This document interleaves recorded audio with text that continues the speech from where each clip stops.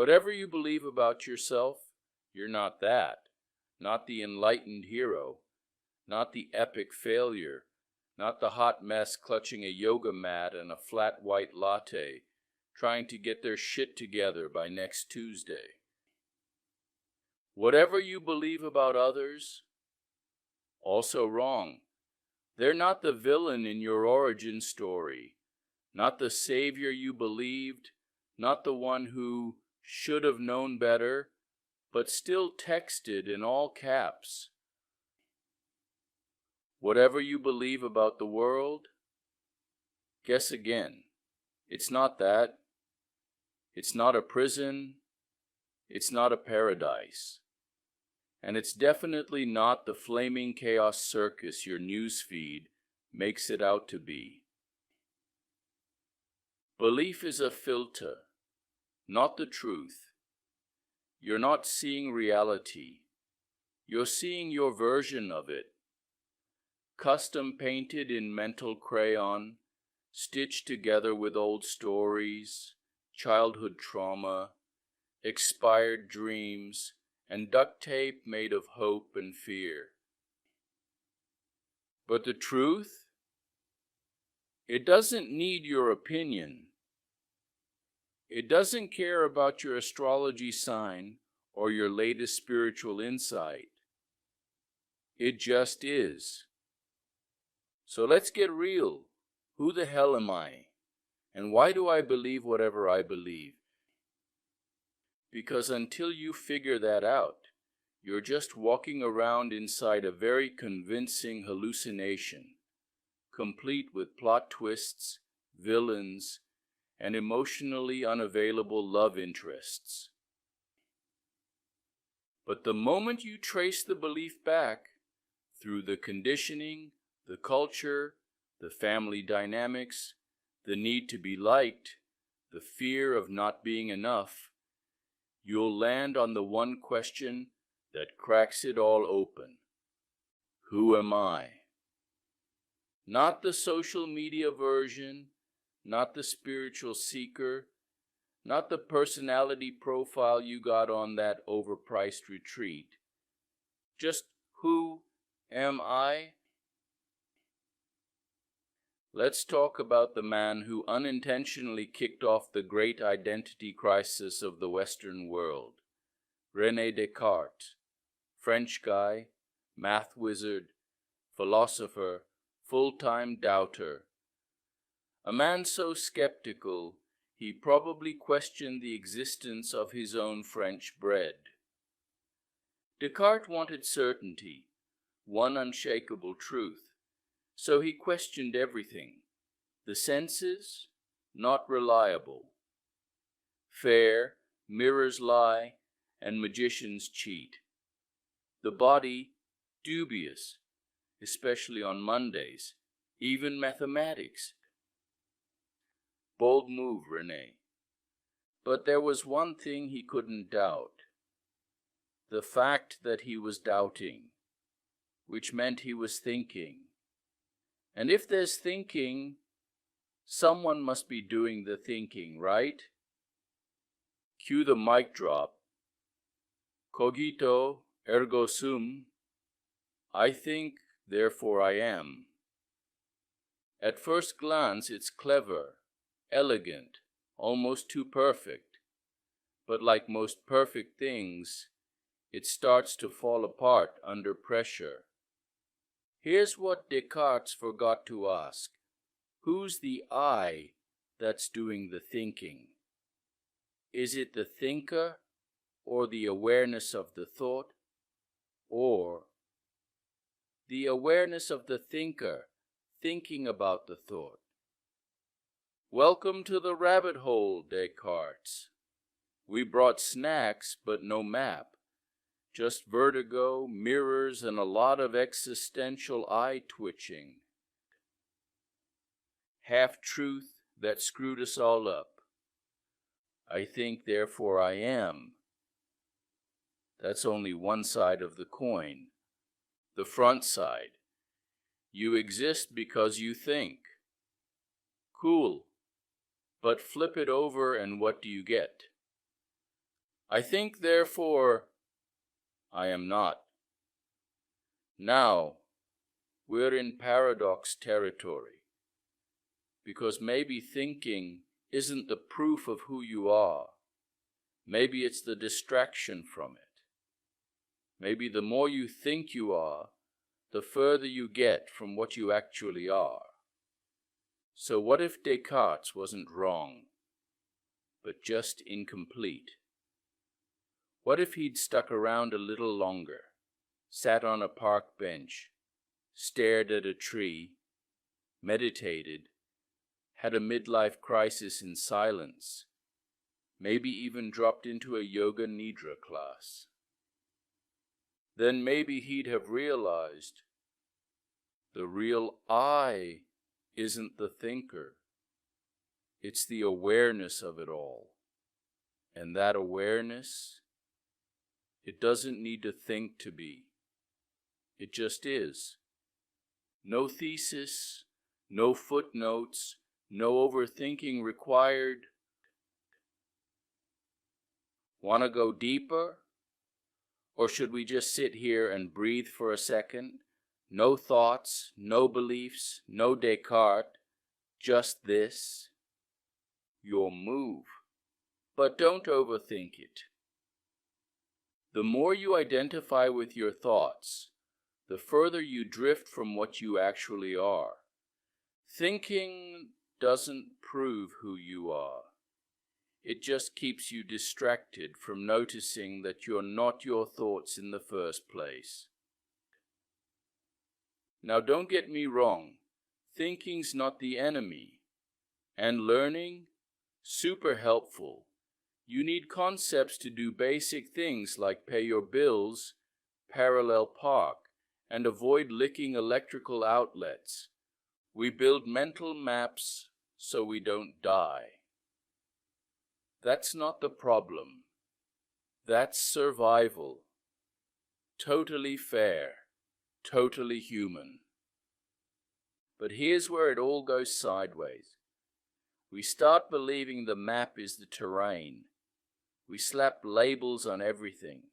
Me, you, good, bad, enlightened, unhealed. Then we forget we're the ones who wrote the labels in the first place.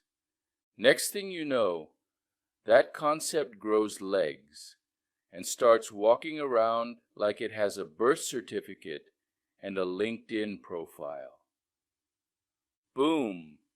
Separation, confusion, suffering. And just like that, a believer is born. And what's a believer? Someone who made something out of nothing and then got emotionally attached to it. A believer is a well-meaning dummy. It's fine. We've all played the role. Gold stars all around. Because once you believe your own mental invention is real, you start defending it. You guard it like it's your firstborn. You become it. And the second you identify with something unreal, fear pulls up a chair. Because now there's something to lose. That's the trap. Not the thought, not the concept, but the moment you confuse it for truth. A believer? Yeah. That's just a well-intentioned dumbass who built a fragile identity out of daydreams and is now ready to go to war to protect the dream. Belief isn't the issue. Forgetting you made it all up, that's where the real stupidity kicks in. So the question is, how the hell did we fall for it? If we really want to understand how we got so tangled up, we've got to rewind back to the pre-verbal, pre-conceptual, pre-Instagram era of your life, when you were just a baby blob of consciousness in a onesie covering your bottom. In those earliest moments, there was no me and not me.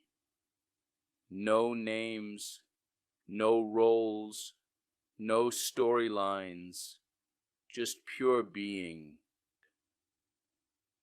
You didn't look at your mother and go, "Ah, yes, my biological caretaker." You didn't reach for a toy thinking, "That's mine, and Michael better not touch it." There was no inner monologue, no drama, no TikTok brain. Just raw experience, light, warmth, sound, hunger, touch. Everything was happening without commentary. You weren't experiencing the world. You were the experience. There were no walls between you and the rest of it. Consciousness wasn't observing life. It was fully merged with it. You were non-duality. You just didn't have the words to brag about it yet. And then, language entered the chat. The mind started carving everything up like a Thanksgiving turkey. This is red. This is mom. This is mine. This is definitely not mine. With language came division. With division came identity. And with identity came the ego, making its grand entrance like it's the star of the show. The first big lesson we absorb as tiny humans: I am this body, closely followed by, and I am not my mother's body over there, who keeps saying no to cookies. And look, that's not a mistake. It's a survival upgrade. You had to learn you weren't the crib, or the blanket, or the dog. You had to learn to say mine and me and not me, so you didn't walk into traffic or eat sand forever. This is the beginning of the separated mind, the mental construct we use to navigate, communicate, and avoid getting kicked out of kindergarten. But here's where it gets messy. In trying to define, protect, and control your experience, the mind starts building walls, and those walls, they start to feel real. You learn that your body was yours, that hunger had meaning, that the word milk could summon magic, each word a little line, each concept a mini boundary. Red, milk, mother, me. Every label sliced up the seamless soup of life into neat little chunks. Soon the fluid flow of experience was replaced by boxes, categories, and roles. You weren't just living life anymore. You were managing it. And that's when it happened. You started believing you were someone, a name, a body, a story, living in a world full of other names, other bodies, other stories. You learned to identify with thoughts and emotions like they were your resume. You learned to see yourself as a separate unit, navigating an unpredictable world, trying not to screw it up. And again, let's be clear, none of this was wrong. It was a necessary part of growing up.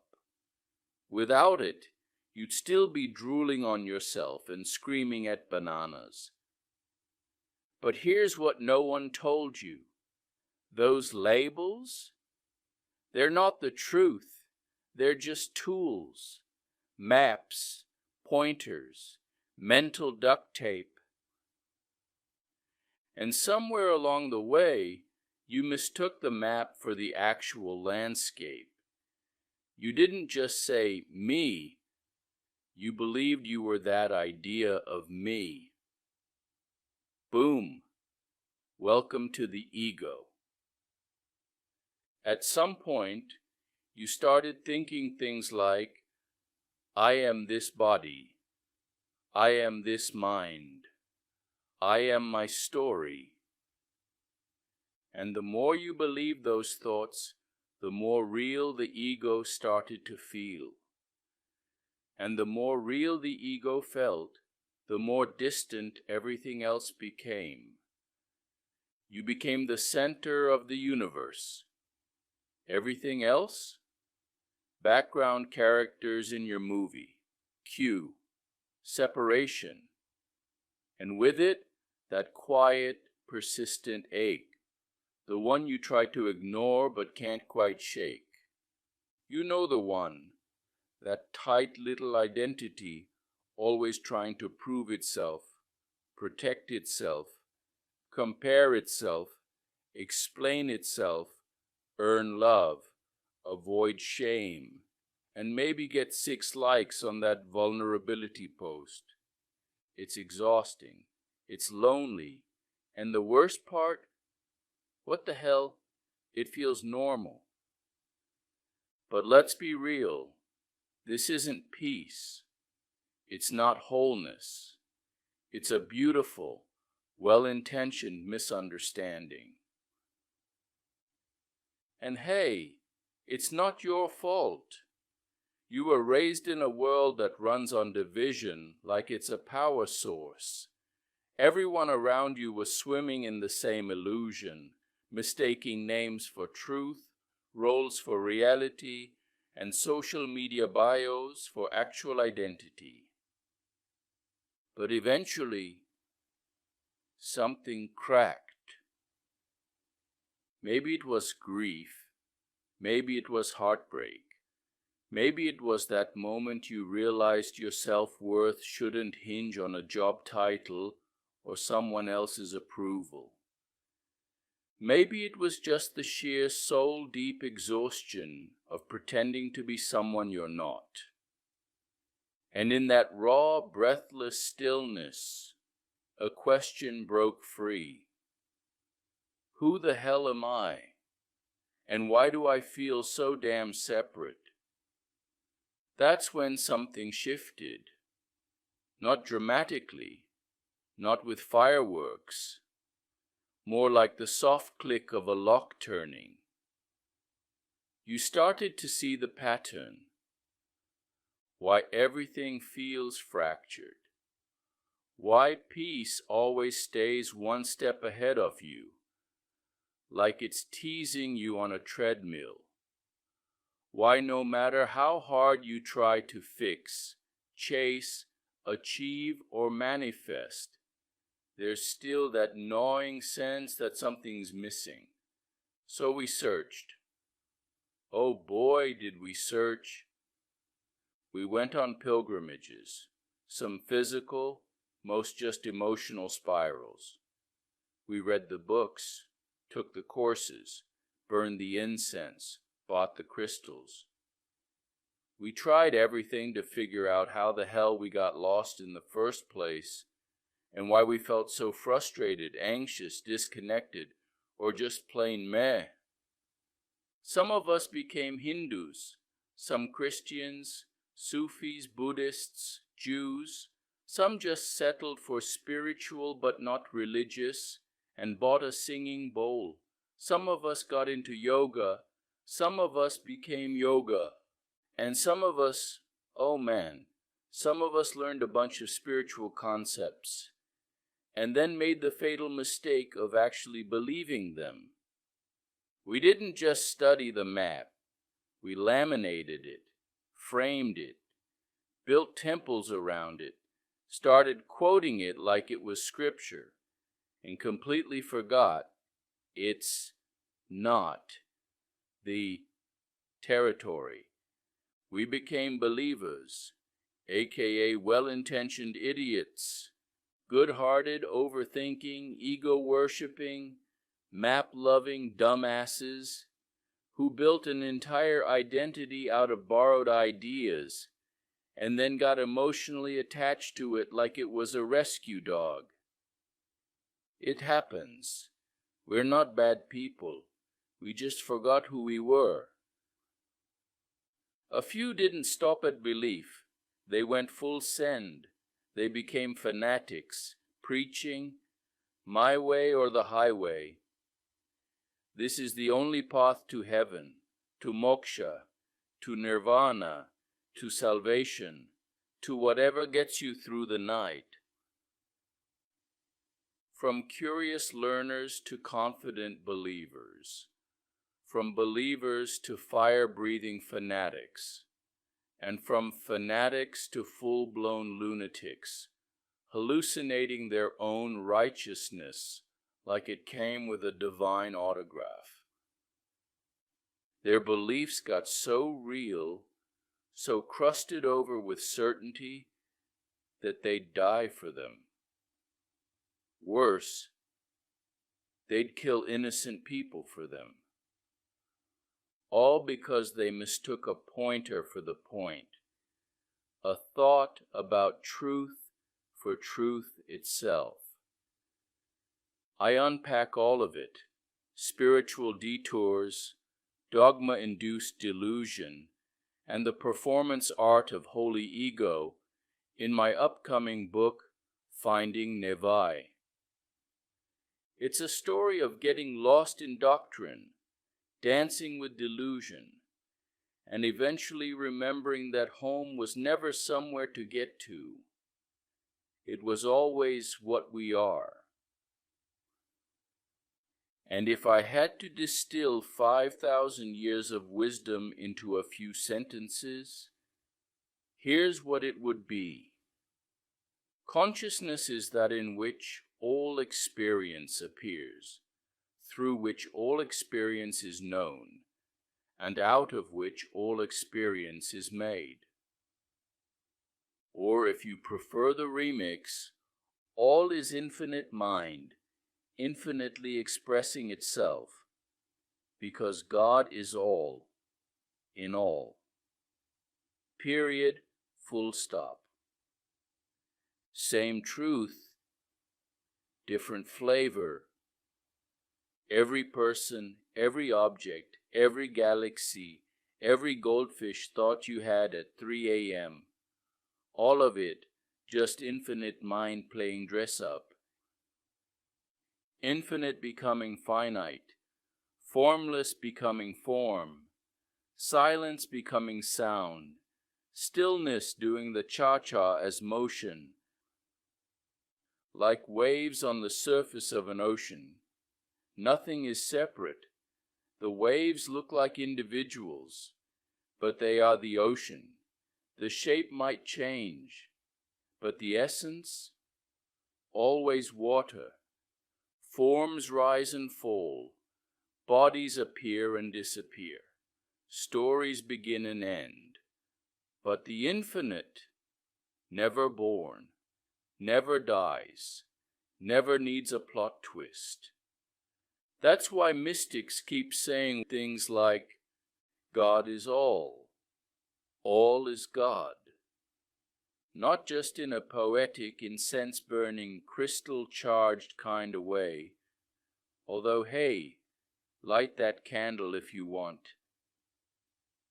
But in a literal sense.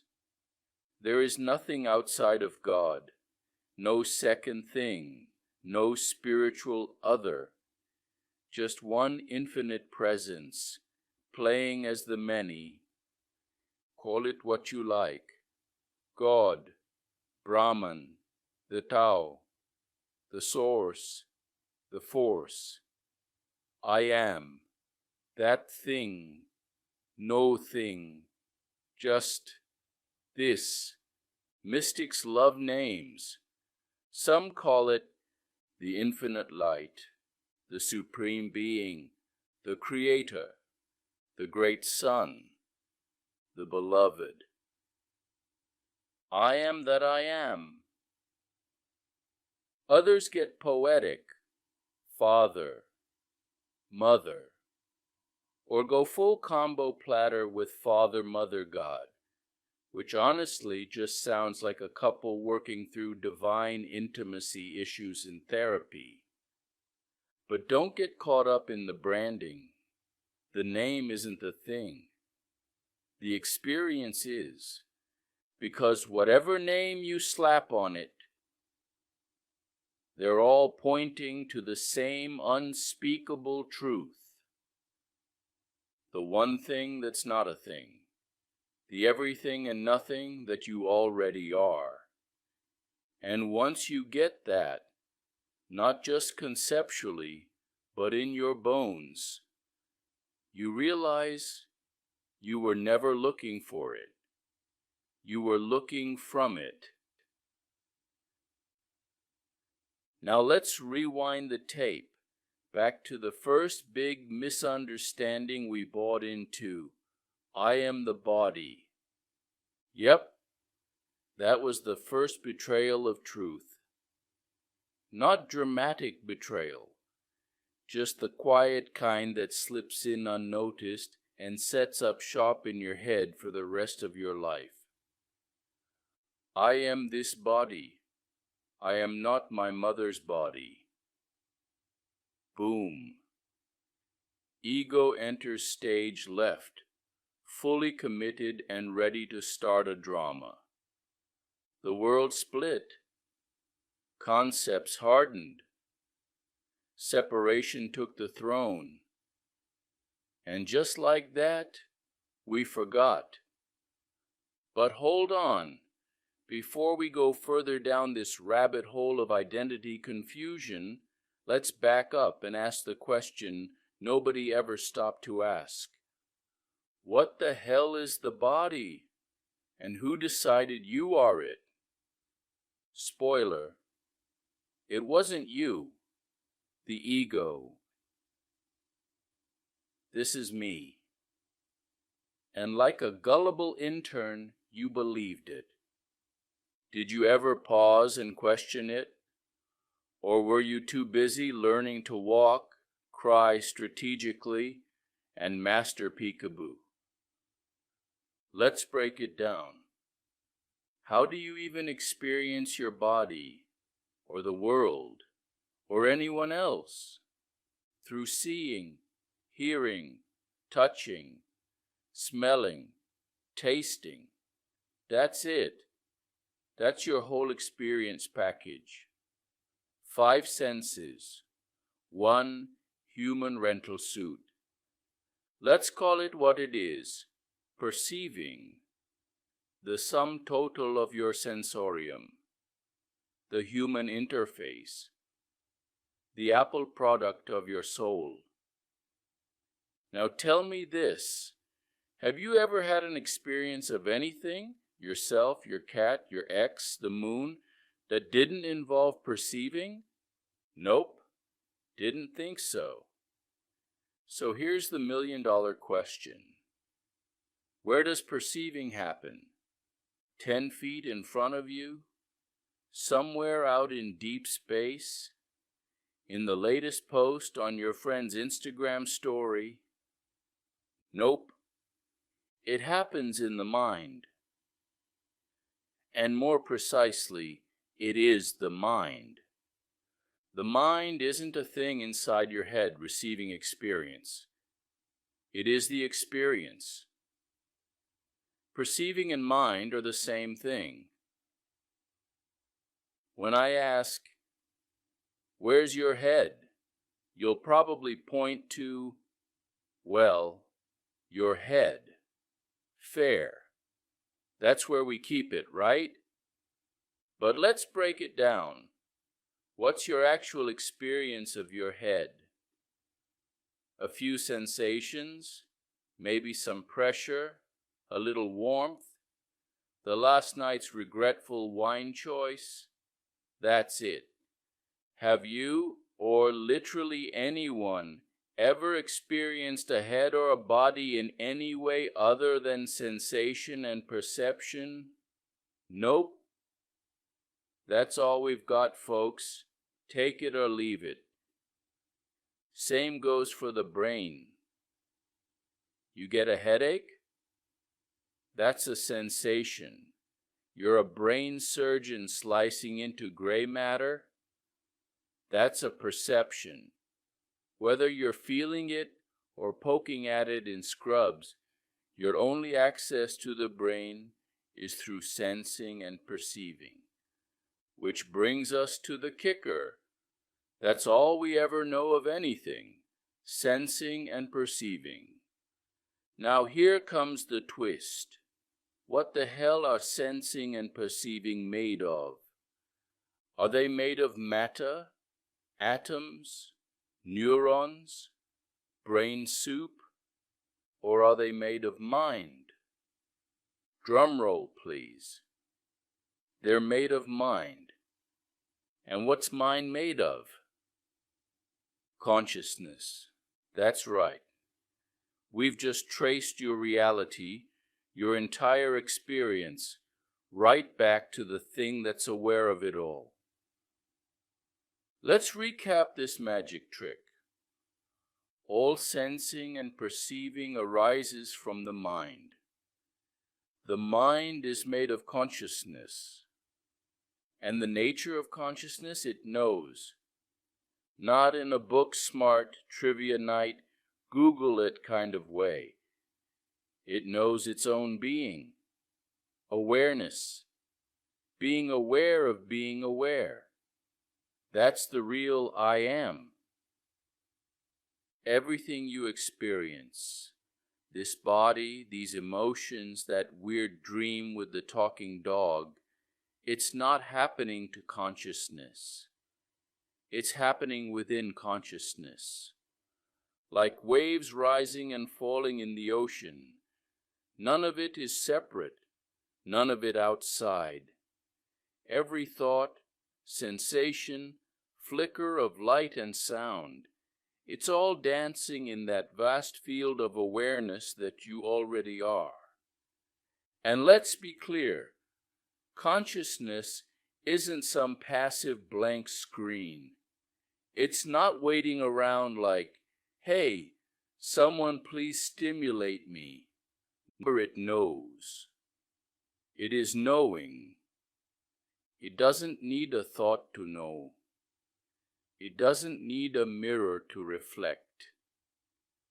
It knows itself silently, effortlessly, always. Which is why your body doesn't know awareness. But awareness?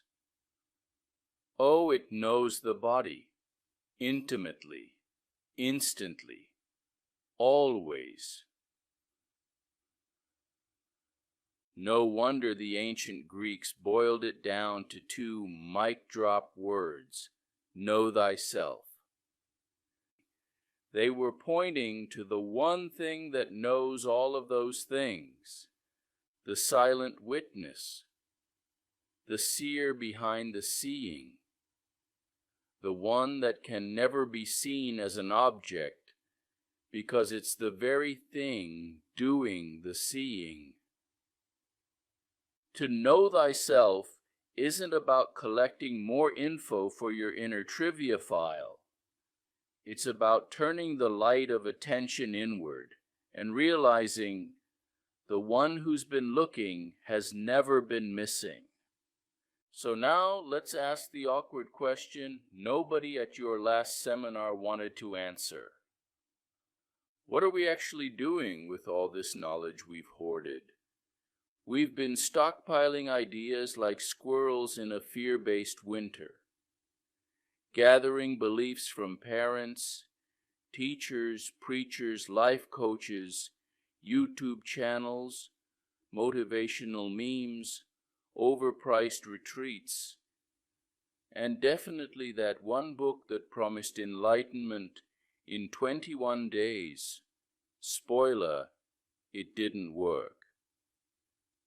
And from that mountain of mental clutter, we started building something, a belief system, a giant, echoing, unquestioned palace of truths we never bothered to verify.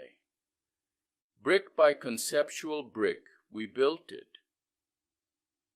Then moved in. Then forgot we were the ones who built the damn thing. Let's be brutally honest. Most of that knowledge, junk, mental spam, psychological clickbait, old inherited stories passed down like grandma's furniture, outdated, slightly warped, and no longer fits the room. So here's a wild idea. Let's Marie Kondo the mind. Keep only what actually serves this life. Stuff like how to love, how to laugh, how to rest, how to show up, eat good food, help a friend, and take a damn nap. That's the kind of knowledge that doesn't weigh you down. It sets you free. That's the kind of knowing that brings you back to yourself. Because the rest, it's just noise in the attic. And truth? It doesn't shout, it whispers. And the rest? Let's call it what it is. Plain old spiritual bullshit, sentimental clutter, sacred junk mail. Toss it. Those books you've been worshiping like holy instruction manuals? If they've become weapons or cages, burn them. Not out of hate, out of freedom, out of celebration. Your mother may not like it. You, father, may never speak to you again. Your siblings may hate you for the rest of their lives. So what? Let them. Tell them they were meant to point you to the truth, not replace it like some divine middle manager. And those idols? Even the shiny ones you polished with tears and placed lovingly on pedestals, like they've got your salvation tucked in their back pocket. Knock. Them. Over. Let them crash. Let them land exactly where you're standing. Because surprise, that's where God was, not in the statue, not in the clouds, but right here, where your glorious feet touch the ground. Did you catch that? Or are you going to put it on a coffee mug and go back to spiritual procrastination?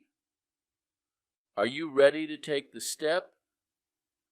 Or are you going to keep postponing your freedom like it's a dentist appointment? Keep hiding in your comfy little prison, calling it faith or tradition or just the way it is. No one's coming to rescue you. No mystical Uber is on the way. You built the illusion. Only you can tear it down. But while you're still teetering on the edge of awakening, let's do something wild. Let's go deeper. Not surface level, inspirational poster deep. I mean, Indiana Jones descending into the hidden chambers of the soul deep. The kind of deep where every step strips away another illusion. Where it gets quieter, older, truer. And down there, beneath all the noise and nonsense, we find it. Not gold, not secrets, but truth. The real kind, the kind that doesn't shimmer. It radiates. Now that we've remembered what we once forgot, come, join me in this knowing, not as belief, but as recognition. Our consciousness is that in which all experience appears, through which all experience is known, and out of which all experience is made. This is the final truth, the foundation beneath all stories, the silence behind every thought. There is nothing deeper. There's no need to dig any further, because what we are is already here. So now, let's lighten it up. Why did we forget in the first place? And what finally made us remember? You ready? It's a game. A wild, divine, cosmic game we've been playing with ourselves since forever. We pretend to be lost so we can enjoy the thrill of being found. We fall asleep just to savor the joy of waking up. Why? Honestly, because we had nothing better to do. No Netflix, no TikTok, just infinite being bored out of its formless mind. So we invented hide-and-seek Cosmic Edition. We hid behind names, stories, beliefs, bodies, religions, Instagram bios, and then waited for the inevitable moment we'd peek out and say, "Oh, right, it was me the whole time." Because for consciousness to experience something other than itself, it has to play dress-up. It has to forget. It has to pretend to be small. It temporarily signs the divine amnesia waiver and steps into a body like, "Sure, I'll play human for a while. Let's see what trauma, taxes, and tofu feel like." It consents to the illusion of separation, subject and object, self and world, just so it can feel what it's like to be two, only to eventually remember it's always been one. That's why it feels like you're experiencing life from inside a body, because you've mistaken a bunch of sensations and perceptions for something called me.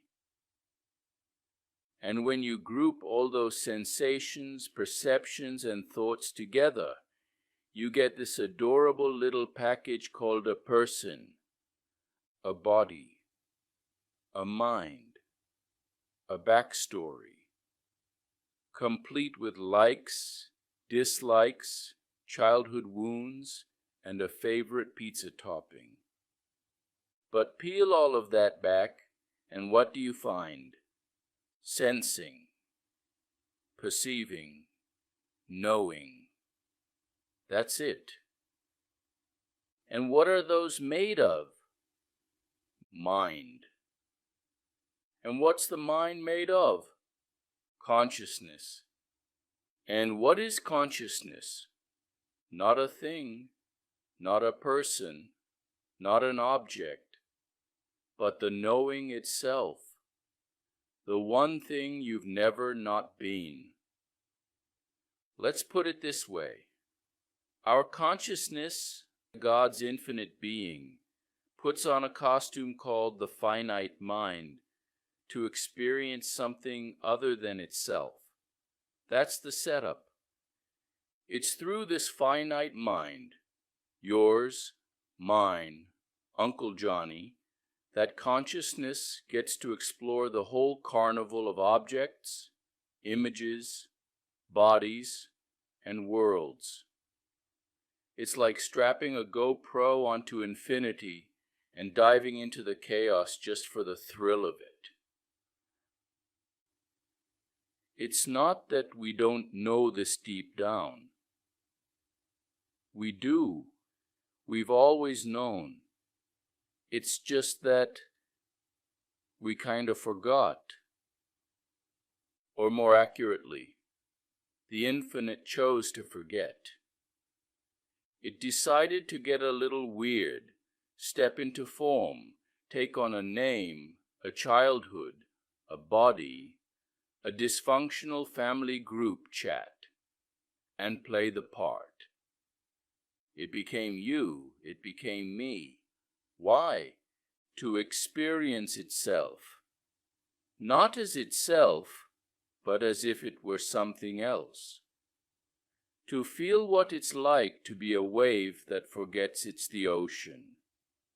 Because let's be honest, when you're the whole ocean, there's no drama, no plot twists, no tragic love stories, just infinite stillness with zero snacks. But the wave, the wave gets the full ride. It rises, it crashes, it swells with longing, falls in love with the sky, fears the shore, fights the current, screams at the storm, all while never realizing it's just water all along. That's what forgetting is. A wave believing it's separate. A ripple developing an ego. And remembering, that's when the wave turns inward, not to become the ocean, it already is the ocean, but to realize it, to finally say, I never left, I was never alone, the wave was just a roll, the ocean is what I am. So no, this isn't some cosmic screw-up. This forgetting, this remembering, it's all part of the game, God's favorite game, actually. This is Leela, the divine play, the grand spiritual improv show. When we forget who we are, it's called Maya, the illusion of separation. Not some evil trick, but a poetic veil. Not to punish us, but to make remembering taste like fireworks and freedom. All right, now buckle up for the weirdest, truest thing you'll hear today. This whole life, it's a dream. But not the oops, I'm naked at school kind. This is consciousness playing pretend, putting on costumes like it's starring in an infinite improv festival. Picture this. Jackie dozes off and dreams she's Julie. Julie's out there in London, sipping overpriced lattes, dodging pigeons, trying not to cry while scrolling Instagram. She thinks she's real. But behind the scenes, it's all Jackie. Julie is just a projection of Jackie's mind. Now swap Jackie for consciousness and Julie for, well, you, me, everyone. Consciousness, timeless, infinite, slightly bored, is dreaming us all. That's how it knows things, not from a distance, not from a throne, by becoming them. It puts on the mask, forgets it's the actor, and dives into the scene like it means it, because it does. And each time it spins up a new mind, Jackie in London, Jay in Chicago, Simran in India, Sue in Albury, it's just exploring a new corner of its own infinite potential. Kind of like discovering weird hidden apps on your phone that you didn't know existed. Wait, I have a built-in spirit level? Unlike Jackie, who's stuck dreaming one storyline at a time, consciousness is binge streaming all of us at once, all timelines, all characters, all dramas, simultaneously. Think of each individual mind as a tiny window. Consciousness peeks through and says, what do I look like from this angle? It sees a world. It calls it reality. And the show goes on. But here's the twist. Most of us think we're just the character in the dream. We believe we're Julie, or Simran, or Dave, stuck in the plot, trying to fix ourselves, earn love, avoid pain, buy the right skincare products. But if you start to really see, not just read about, see that you're not just the character, you're also the dreamer. And even deeper, you're the consciousness the whole dream rises in. Then the whole damn script starts to fall apart, in the best way. You're not just Julie sobbing in a coffee shop. You're Jackie dreaming Julie. And beyond that, you're not even Jackie. You're the awareness containing both. The watcher and the watched. The ocean and the wave. The screen and the movie. And here's what usually gets missed. This dream of separation, this idea that you're a lone person wandering a giant, scary world, it wasn't taught to you. You didn't learn it from a textbook. You forgot. Or more accurately, consciousness chose to forget. On purpose. Why? To feel what it's like to be something other than itself, to step inside a body, pick a name, feel heartbreak, lose things, find things, ask big questions, and cry during Pixar movies. It's not a glitch. It's the whole damn point. So yeah, this body, this world, this universe, it's all an abstraction. An epic dreamscape made of perception, not matter. And before your ego starts throwing a tantrum, that doesn't mean life's meaningless or that your pain doesn't matter. It means what you're experiencing isn't what's really there. It's how your mind is interpreting what's here. Big difference. And guess what? There's nothing wrong with abstraction. We need concepts to function in this sitcom called Earth. Glass, table, friend, toothbrush, existential dread. These are just names we slap on patterns of experience to keep things organized and avoid brushing our teeth with glue sticks. It's legit, it's necessary. But let's not pretend it's the whole story. So no, your job isn't to burn the illusion to the ground like some spiritual arsonist. Your only job? Stop mistaking the illusion for you. You're not just the name on your passport. You're not just a semi-anxious meat suit wandering through a chaotic universe. You're the dreamer and the dreamed. And once you realize that, the whole thing gets funnier, lighter, less personal. The play's still going, but now you're in on the joke.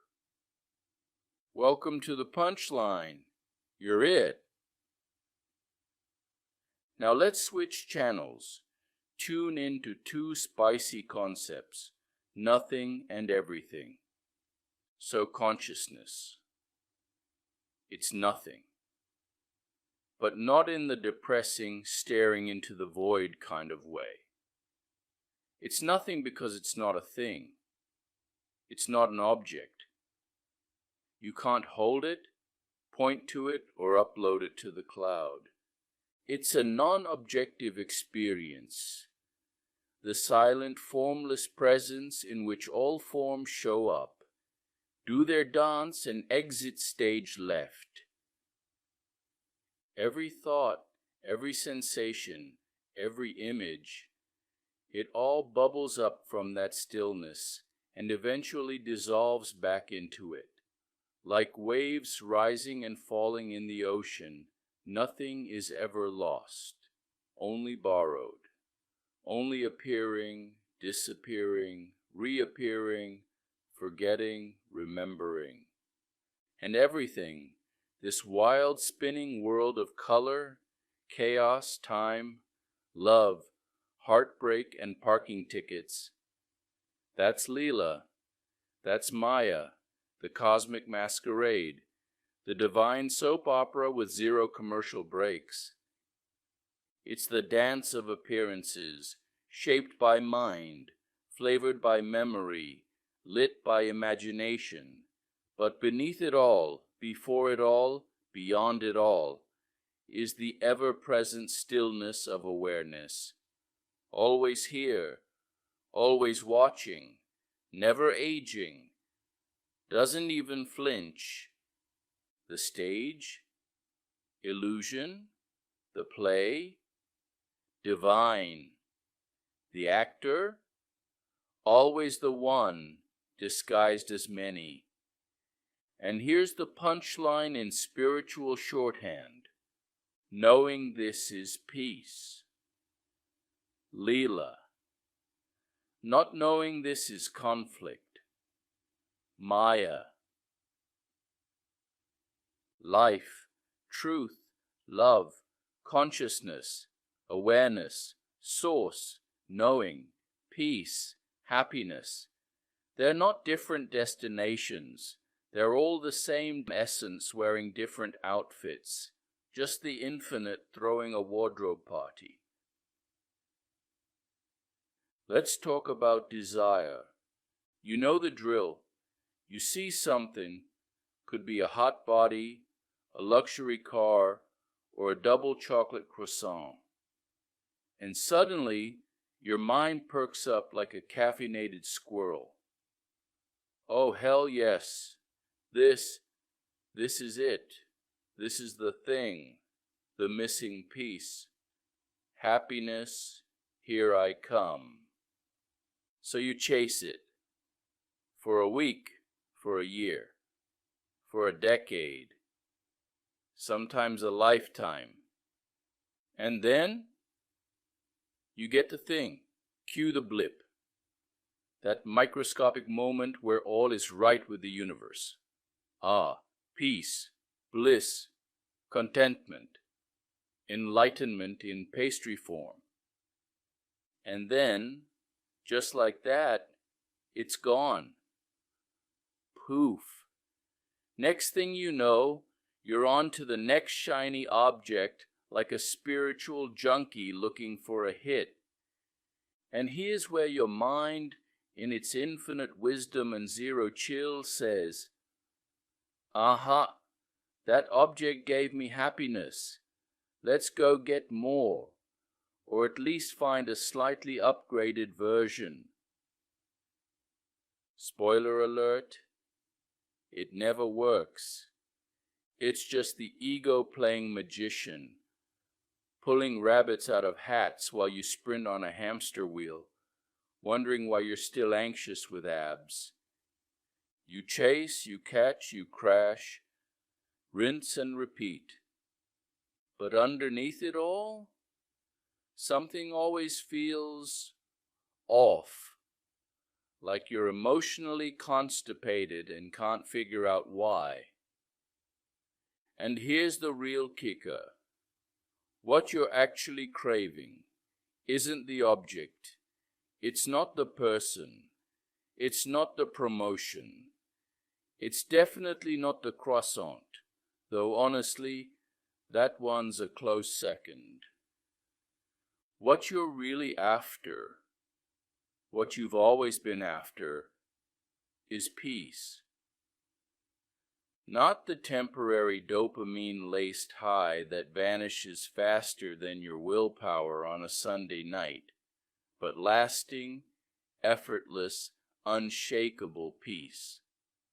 The kind of peace that doesn't depend on anything, because that peace, that's not out there.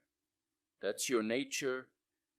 You've just been trying to download it through external Wi-Fi.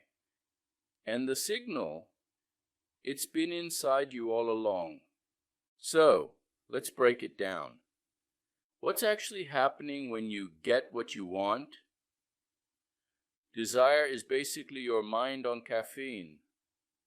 It's a twitch, a tug, a restless grab for something not here. It's your inner voice going, "This moment isn't enough. Let's spice it up.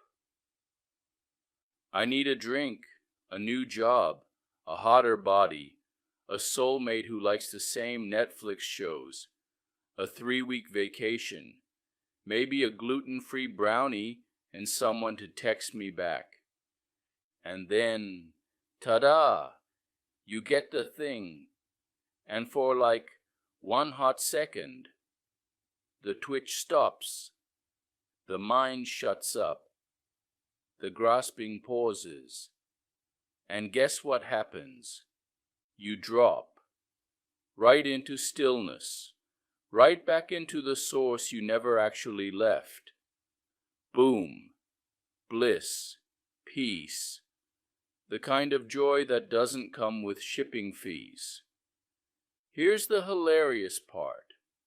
That happiness, it didn't come from the croissant.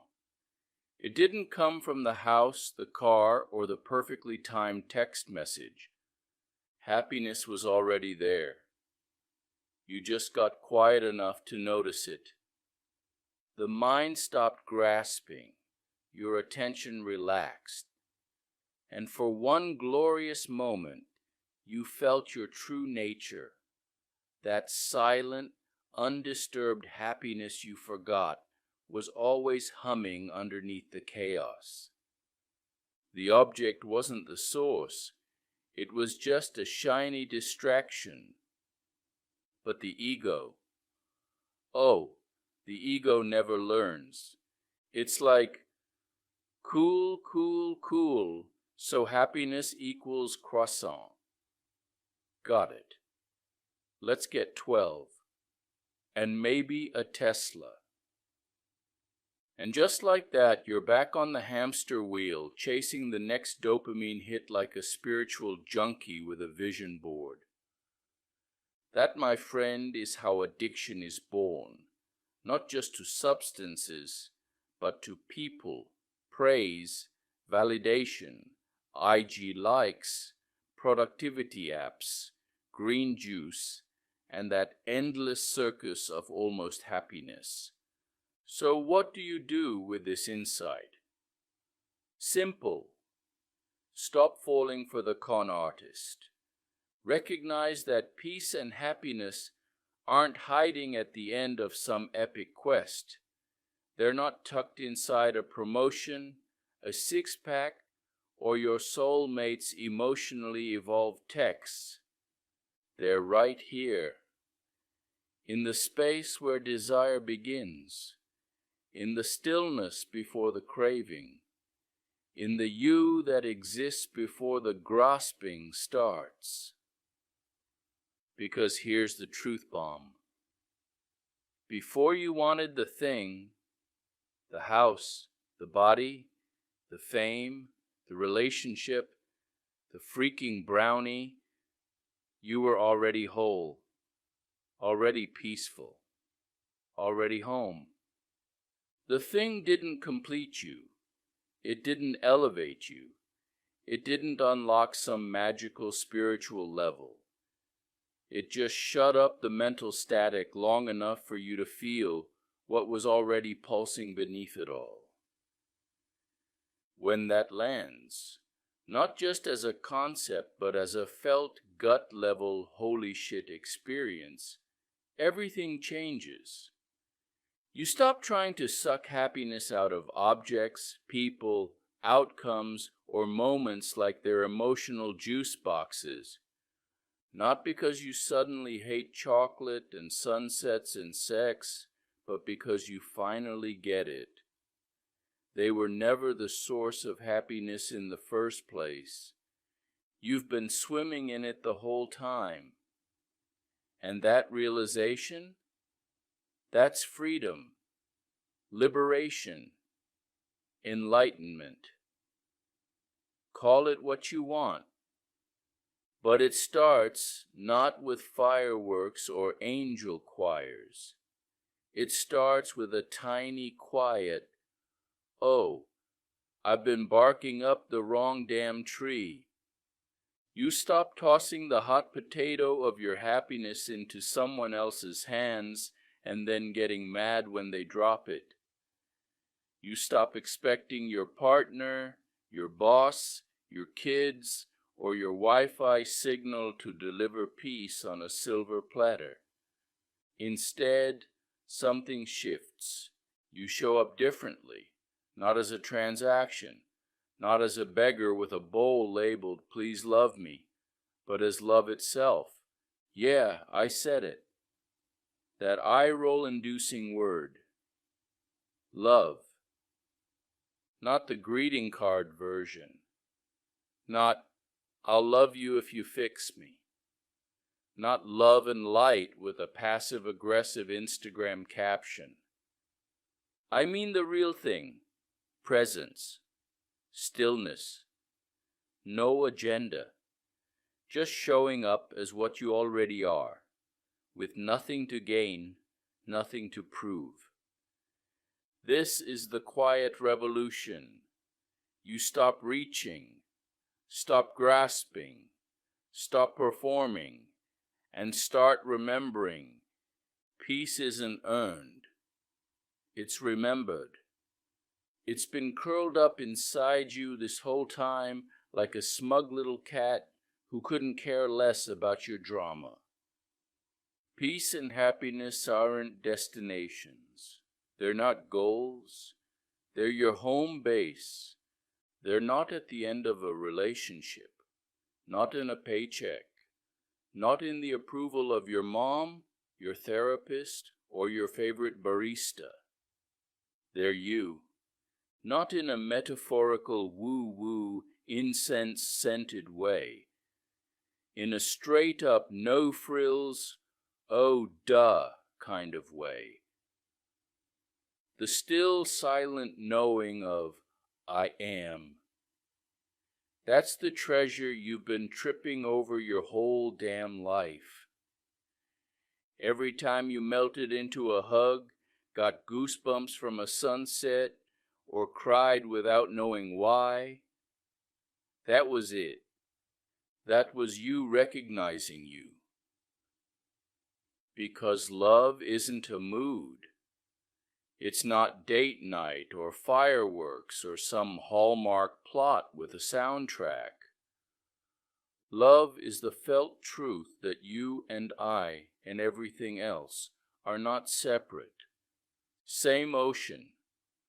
Different waves, splashing around, pretending to be different. Still one water. Want proof that consciousness is one? Don't go digging through dusty philosophy books or arguing on Reddit. Look into love, the real kind. The kind that doesn't need you to be prettier, smarter, more spiritual, or less annoying. It just is. Love is the evidence. The whisper, our being is shared. That's cracking the code of existence. Thanks for listening.